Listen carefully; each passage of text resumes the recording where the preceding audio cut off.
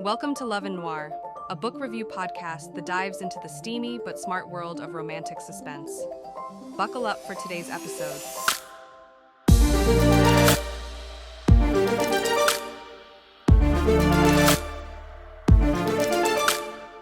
Get ready, because we are stepping into a world most of us only dream about. Or have nightmares about. Yeah, maybe nightmares about. Yeah. We're diving deep into Cavendish Club, Cavendish Club. a high-end escort agency. Very high-end. Shrouded in secrets. Think luxury. Yeah. On a level that would make even Gatsby blush. It's a fascinating look into a world that thrives on discretion and desire. We're getting all of our intel from the novel Disciplined. Okay, And trust me, you'll want to buckle up for this ride. Absolutely. We're following the story of Anya Wilcott, Anya a Wilcott. pre-med student who lives a very structured and disciplined life, Very much so. which makes what she stumbles upon even more shocking. Yeah. Imagine discovering your ex-boyfriend, who you thought was just average, Just a regular guy. is now a high-priced escort pulling in thousands per date. Thousands per date. It's a stark contrast that immediately draws you in. You have Anya on the one hand, who is driven by knowledge and ambition, working towards a career in medicine. And then there's Trevor, her ex, suddenly sporting designer, suits a flashy Tag Heuer watch and driving a brand new car. Wow.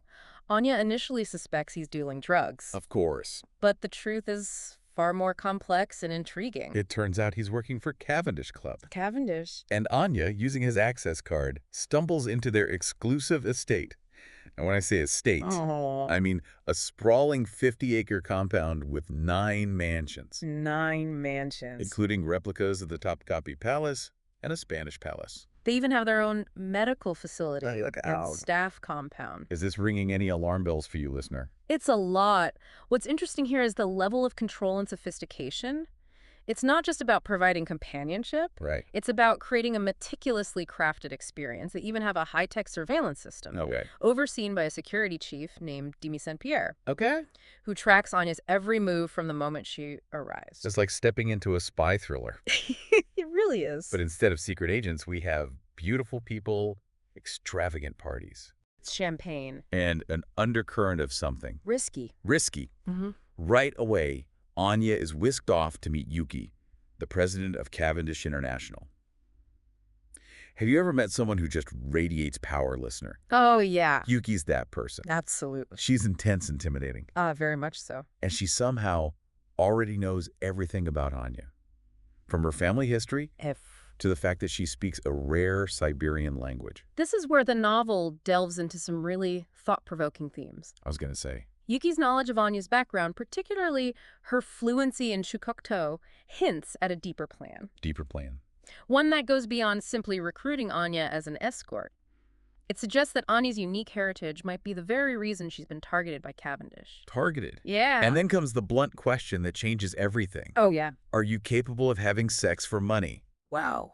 It's a question that cuts to the core of Anya's values and forces her and us as readers to confront the complexities of this world. Absolutely. It's a pivotal moment. Anya, despite her disciplined and principled nature, answers yes. Yes. Suggesting a willingness to explore this uncharted territory. Uncharted territory. Is it the allure of financial independence, a desire to break free from her structured life, or something else entirely? What do you think, listener? Well, that, yes, leads her down the rabbit hole. She's immediately met with a globally binding NDA that lasts forever Oh, wow. and has a rather insightful interview with Lorna, one of Cavendish's executives. Now, you'd expect this to be all about physical attributes, right? Right. But Lorna focuses on Anya's motivations. Motivation. Her personality, her aspirations. It reinforces the idea that Cavendish is operating on a different level. They're Yeah. not just about fulfilling basic desires. Oh. They're about understanding the psychology of both their clients and their consultants Okay. to create these perfectly orchestrated matches. It's almost like high-tech matchmaking with a scandalous twist. And speaking of high-tech, Anya then undergoes biohaptic testing with Meryl, using a futuristic haptic suit that records her physiological responses to various stimuli. Interesting. It's supposed to reveal hidden desires and preferences, things she's not even consciously aware of. Does the idea of technology mapping your desires intrigue you, listener? Or does it feel a bit invasive? It's a fascinating concept that raises some intriguing questions. Is it truly possible to quantify and control desire in this way? Right. What are the ethical implications?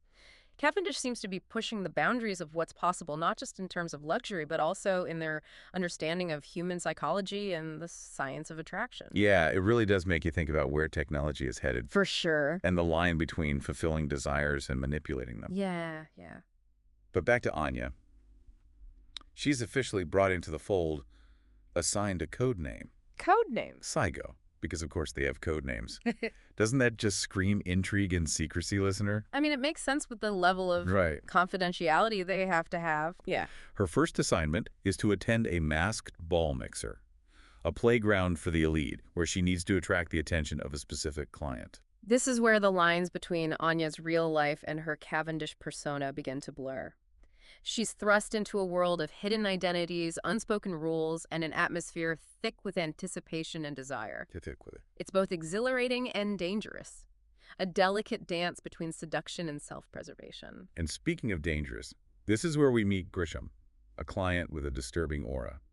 He corners Anya on a balcony, his intentions clearly crossing the line. Crossing the The line. tension is palpable. It's a stark reminder that this glamorous world, for all its allure, is not without its shadows. No, it's not.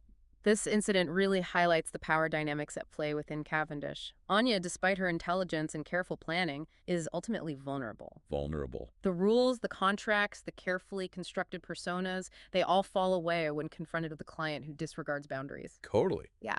And this brings us to Dimi, the security chief, who intervenes and rescues Anya from the situation. It's interesting, isn't it? Dimi, who's supposed to be this detached, emotionless figure enforcing the rules and maintaining order, is clearly drawn to Anya. There's a tension between them, a spark that goes beyond just physical attraction. Do you think their connection is genuine, listener, or is it just another layer of control within this environment? It's a complex dynamic that unfolds throughout the novel. Dimi struggles with his feelings, for Anya constantly reminding himself that getting involved with a consultant is against the rules. It's against the rules. His friends even warn him against falling for a love trap, highlighting the transactional nature of Cavendish relationships. Love trap. I like that. Yeah. But there's something about Anya that challenges his perception, that makes him question the very foundation of this world he's built for himself. It's very interesting. And Anya's not just a pretty face either. Remember how Yuki knew so much about her background? Yeah. Turns out it's not a coincidence. Yuki has a vendetta against Anya's father and plans to use Anya's unique Carrick ancestry, something she thought was just a part of her identity, as bait to lure him into a trap. Oh my God. Talk about a moral dilemma. Anya's not just a willing participant in this game anymore. She's a pawn in a much larger and more sinister scheme. That's messed up. It's a classic power play. Yuki, blinded by her own desire for revenge, is willing to exploit Anya to achieve her goals. Wow. And Dimi, caught between his loyalty to Cavendish and his growing feelings for Anya, is forced to confront his own moral compass. Their connection becomes this beacon of humanity in a world that often feels cold and calculated. They find solace in each other's strengths, sharing moments of tenderness and intimacy that contrast sharply with the harsh realities of their situation. You said it. That's But right. their relationship is constantly threatened by the secrets they keep and the ever-present danger lurking beneath the surface of Cavendish. Yeah. Dimi, despite his desire to protect Anya, is still bound by his duties to the organization. Right. And Anya, realizing she's been manipulated, starts to question her place within this world. She's not just going along with the program anymore. She's actively seeking information, digging into Cavendish's operations, demanding answers from Yuki. She even confronts Broca, a neurologist she's supposed to engage in intellectual conversation with, who ends up drugging her, Wow. revealing a predatory side that shatters the illusion of safety. This incident is a turning point for Anya. Turning point. It makes her realize that even within the structured world of Cavendish, she's not immune to danger. And it's Dimi who once again comes to her rescue, but this time it feels different. Yeah, it's not just about duty anymore, is it? It's about protecting someone he cares about.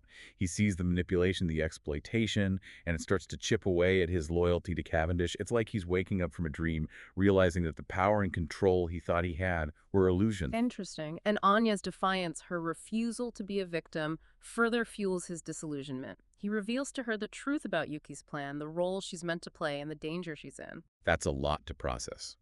It's a heavy realization for Anya. She came to Cavendish seeking financial independence and maybe a little excitement, but now she's caught in a web of deceit, Yeah. facing potential danger because of her heritage, Right. something she can't control. Exactly. It's a stark reminder that even in a world that promises freedom and empowerment, there are forces that seek to exploit and control. Absolutely. What's remarkable is how Anya responds to this revelation. Yeah. She doesn't crumble. She doesn't give in. Instead, she confronts Yuki, challenging her motives and demanding to know the full extent of her plan. Anya's not just a pawn anymore. Right. She's a player, and she's determined to take back control of her own narrative. It's a powerful shift, isn't it, listener? Mm-hmm. From seeking agency to actively seizing it, and Demi witnessing Anya's strength and resolve is further pushed towards reckoning of his own. He's torn between the life he's built at Cavendish, the order and control he's always valued, and the pull of his feelings for Anya, which represent a different kind of freedom, one built on vulnerability and trust. It's a classic internal conflict. Duty versus desire logic versus emotion. Demi's always been the one in control, the one who enforces the rules. But Anya's presence disrupts everything. She makes him question the very foundation of the world he's a part of, forcing him to see the manipulation and exploitation that he's been turning a blind eye to. And he makes a choice. He does. He chooses Anya. He decides to protect her not just from Grisham's unwanted advances, but from Yuki's entire scheme. He uses his insider knowledge, his access to Cavendish's security systems, to shield Anya and help her navigate this dangerous game. It's a risky move going against the very organization that gave him power and status, but it shows a profound shift in his character. He's willing to risk everything for what he believes is right for the woman he's falling for. His whole world is changing, and their connection forged in the midst of secrecy and danger becomes a force of defiance against the calculated coldness of Cavendish. They find solace in each other, their shared values of discipline and knowledge, creating a bond that transcends the transactional nature of their surroundings. It's a reminder that even in the darkest of circumstances, human connection can bloom, challenging the systems that seek to control and exploit.